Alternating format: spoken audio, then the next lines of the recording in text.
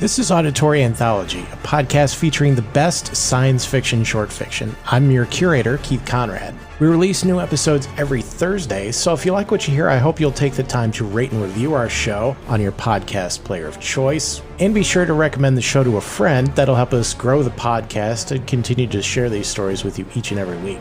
If you have a story you'd like to contribute to this series, you can visit submissions.soundconceptmedia.com or just follow the link in the show notes. This week's story is The Anglers of Ars by Roger D. A human crew lands on a seemingly tranquil alien world. You watch the aliens interact with each other and they think that they're clearly more intelligent and ready to colonize the place.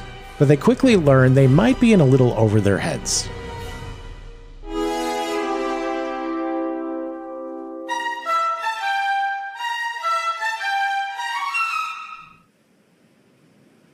The third night of the Marco IV's landfall on the moonless Altarian planet was a repetition of the two before it, a 9-hour intermission of drowsy, pastoral peace.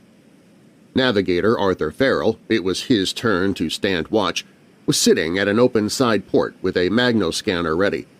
But in spite of his vigilance, he had not exposed a film when the inevitable pre-dawn rainbow began to shimmer over the eastern ocean. Sunrise brought him alert with a jerk, frowning at sight of two pinkish bipedal Arzean fishermen posted on the tiny coral islet a quarter-mile offshore, their blank, triangular faces turned stolidly toward the beach. "They're at it again!" Farrell called, and dropped to the mossy turf outside. "Roll out on the double! I'm going to magnafilm this!" Stryker and Gibson came out of their sleeping cubicles reluctantly, belting on the loose shorts which all three wore in the balmy Arzean climate. Stryker blinked and yawned as he let himself through the port, his fringe of white hair tousled and his naked paunch sweating. He looked, Farrell thought for the 1000th time, more like a retired cook than like the veteran commander of a Terran colony's expedition. Gibson followed, stretching his powerfully muscled body like a wrestler to throw off the effects of sleep. Gibson was linguist-ethnologist of the crew, a blocky man in his early 30s with thick black hair and heavy brows that shaped a square, humorless face. "Any signs of the squids yet?" he asked. "They won't show up until the dragons come," Farrell said. He adjusted the light filter of the magnoscanner and scowled at Stryker. "Lee, I wish you'd let me break up the show this time with a disc beam. This butchery gets on my nerves." Stryker shielded his eyes with his hands against the glare of sun on water. "You know I can't do that, Arthur. These Arzeans may turn out to be fifth-order beings or higher, and under Terran regulations, our tampering with what may be a basic culture pattern would amount to armed invasion. We'll have to crack that cackle and grunt language of theirs and learn something of their mores before we can interfere." Farrell turned an irritable stare on the incurious group of Arzeans gathering, nets and fishing spears in hand, at the edge of the sheltering bramble forest. "What stumps me is their motivation," he said. "Why do the fools go out to that islet every night when they must know damned well what'll happen next morning?" Gibson answered him with an older problem, his square face puzzled. "For that matter, what became of the city I saw when we came in through the stratosphere? It must be a tremendous thing, yet we've searched the entire globe in the Scouter and found nothing but water and scattering of little islands like this one, all covered with bramble. It wasn't a city these pink fishers could have built, either. The architecture was beyond them by 1,000,000 years." Stryker and Farrell traded baffled looks. The city had become something of a fixation with Gibson, and his dogged insistence, coupled with an irritating habit of being right, had worn their patience thin. "There never was a city here, Gib," Stryker said. "You dozed off while we were making planetfall, that's all." Gibson stiffened resentfully, but Farrell's voice cut his protest short. "Get set! Here they come!" Out of the morning rainbow dropped a swarm of winged lizards, 20 feet in length and a glistening chlorophyll green in the early light. They stooped like hawks upon the islet offshore, burying the two Arzean fishermen instantly under their snapping, threshing bodies. Then, around the outcrop, the sea boiled whitely, churned to foam by a sudden uprushing of black, octopoid shapes. "The squids," Stryker grunted. "Right on schedule. 2 seconds too late as usual to stop the slaughter."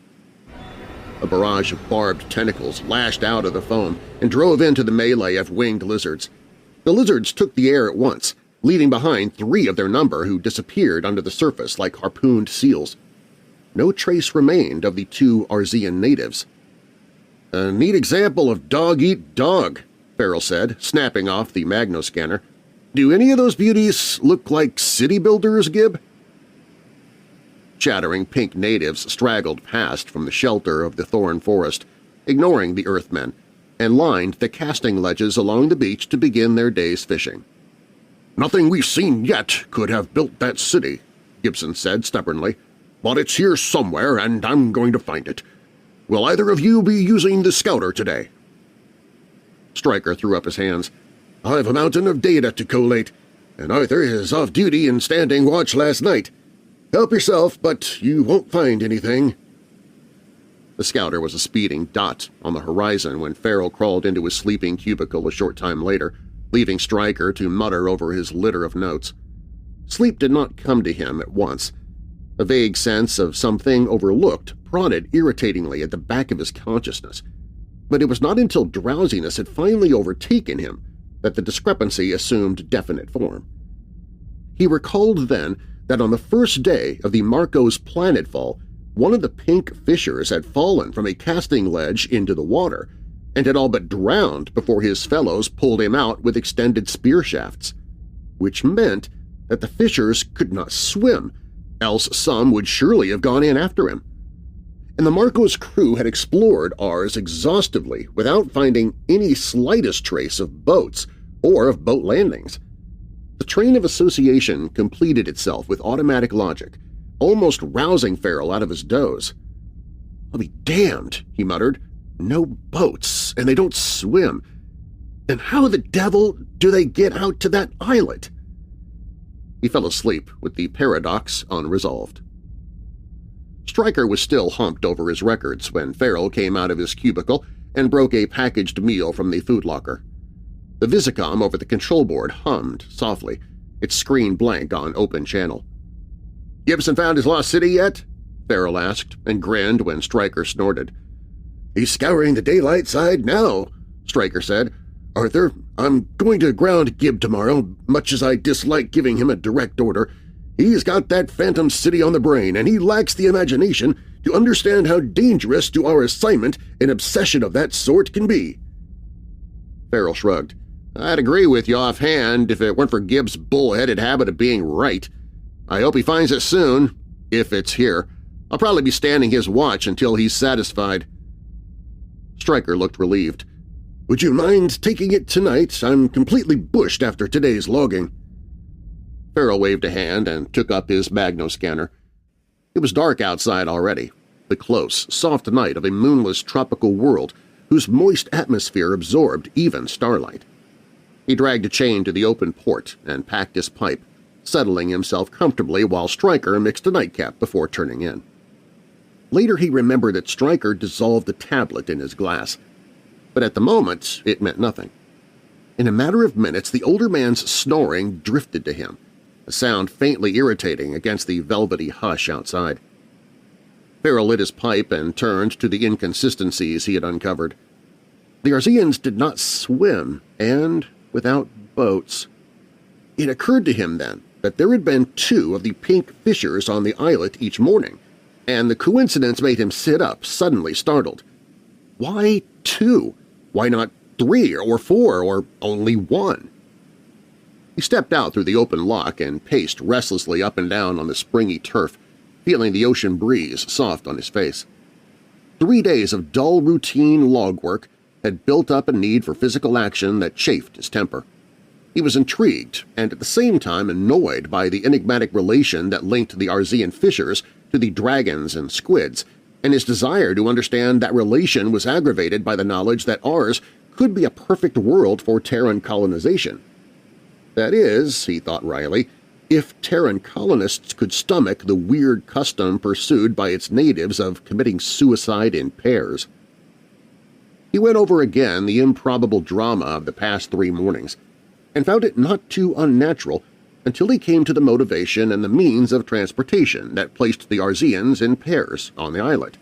when his whole fabric of speculation fell into a tangled snarl of inconsistencies.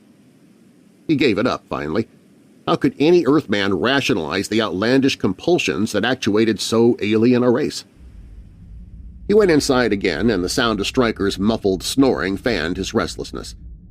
He made his decision abruptly, laying aside the magnoscanner for a hand flash and a pocket-sized Audicom unit which he clipped to the belt of his shorts. He did not choose a weapon because he saw no need for one. The torch would show him how the natives reached the outcrop, and if he should need help, the Audicom would summon Stryker. Investigating without Stryker's sanction was, strictly speaking, a breach of Terran regulations, but… "Damn Terran regulations," he muttered. "I've got to know." Farrell snapped on the torch at the edge of the thorn forest and entered briskly, eager for action now that he had begun.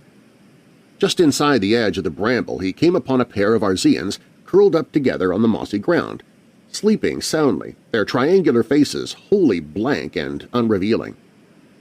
He worked deeper into the underbrush and found other sleeping couples, but nothing else. There were no humming insects, no twittering night birds or scurrying rodents. He had worked his way close to the center of the island without further discovery and was on the point of turning back, disgusted, when something bulky and powerful seized him from behind. A sharp sting burned his shoulder, wasp-like, and a sudden overwhelming lassitude swept him into a darkness deeper than the Arzean night. His last conscious thought was not of his own danger, but of Stryker, asleep and unprotected behind the Marcos's open port. He was standing erect when he awoke, his back to the open sea and a prismatic glimmer of early dawn rainbow shining on the water before him. For a moment he was totally disoriented. Then, from the corner of an eye, he caught the pinkish blur of an Arzean fisher standing beside him, and cried out hoarsely in sudden panic when he tried to turn his head and could not.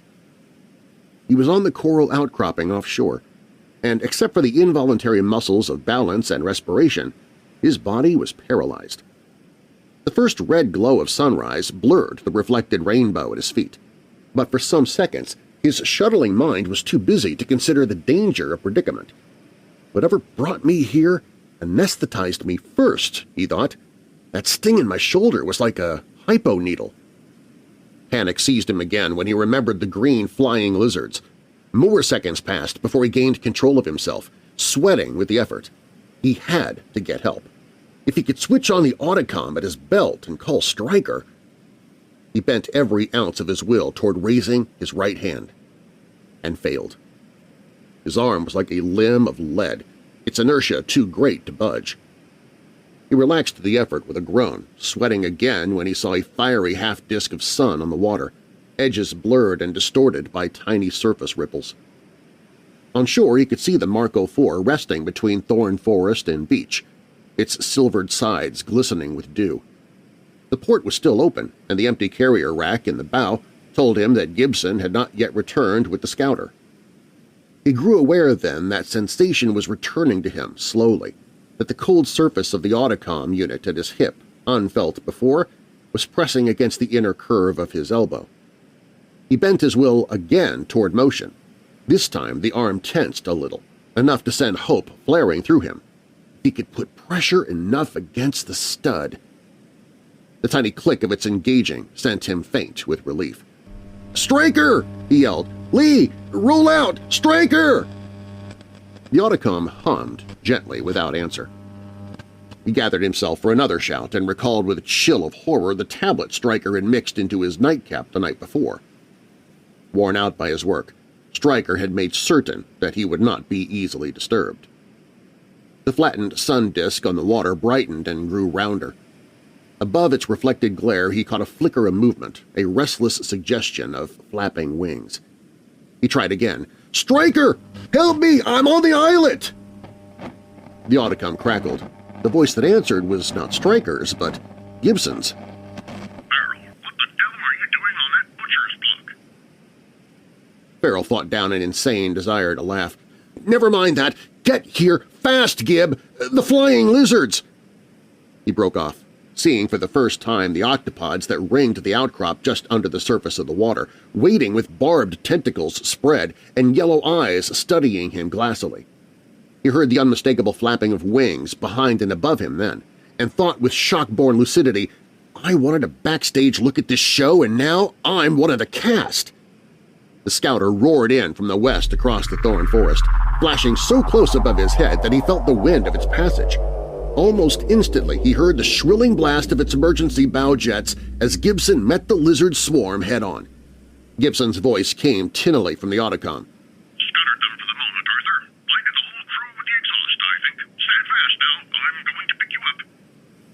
The scouter settled on the outcrop beside Farrell so close that the hot wash of its exhaust gases scorched his bare legs. Gibson put out thick brown arms and hauled him inside like a straw man, ignoring the native. The scouter darted for shore with Farrell lying across Gibson's knees in the cockpit, his head hanging half overside. Farrell had a last dizzy glimpse of the islet against the rush of grain water below and felt a shaky laugh of relief stick in his throat. Two of the octopods were swimming strongly for shore, holding the rigid Arzean native carefully above water between them. "Gib!" Farrell croaked. "Gib, can you risk a look back? I think I've gone mad." The scouter swerved briefly as Gibson looked back.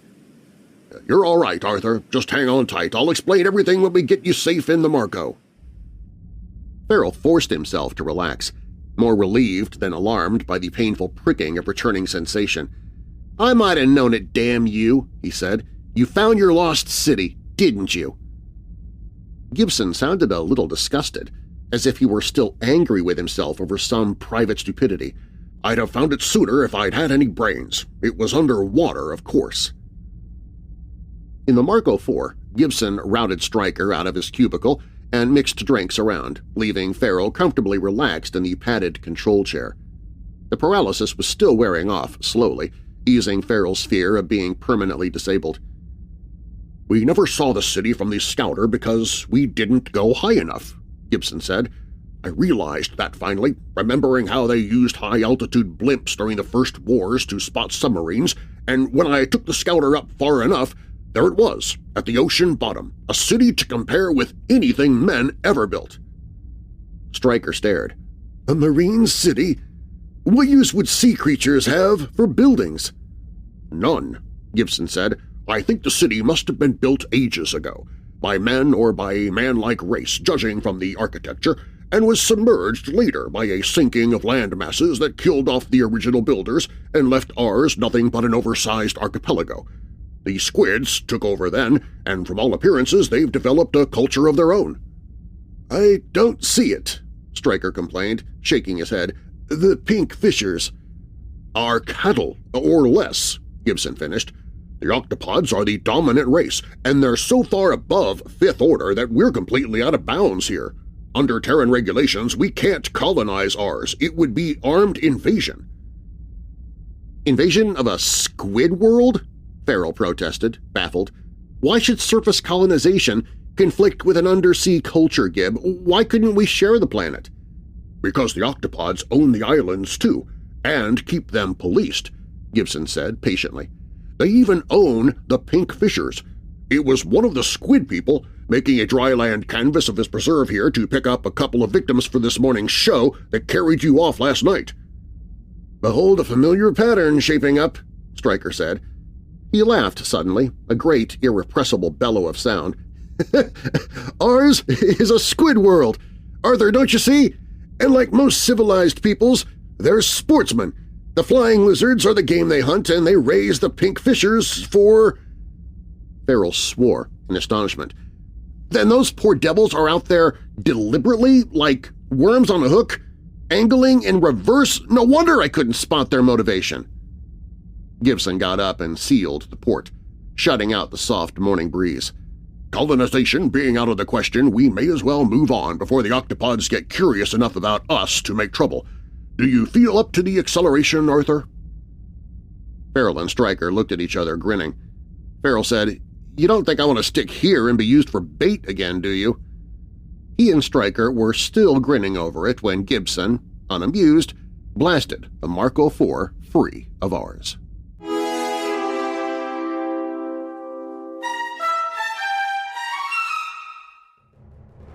Auditory Anthology is curated and produced by me, Keith Conrad. Your narrator is Darren Marlar. Be sure to check out Darren's award-winning paranormal podcast, Weird Darkness, available at weirddarkness.com and your podcast app of choice. This week's story was The Anglers of Ars by Roger D. It was first published in If Worlds of Science Fiction in January of 1953. Next week we'll have As the Founding Fathers Intended by Ulrich Alvin Watts. It's an original story we'll be sharing for the first time on Auditory Anthology. Wouldn't it be nice if we could go back and ask past leaders for advice? Maybe, but it could be a problem if you've relied on them and then suddenly they're less available.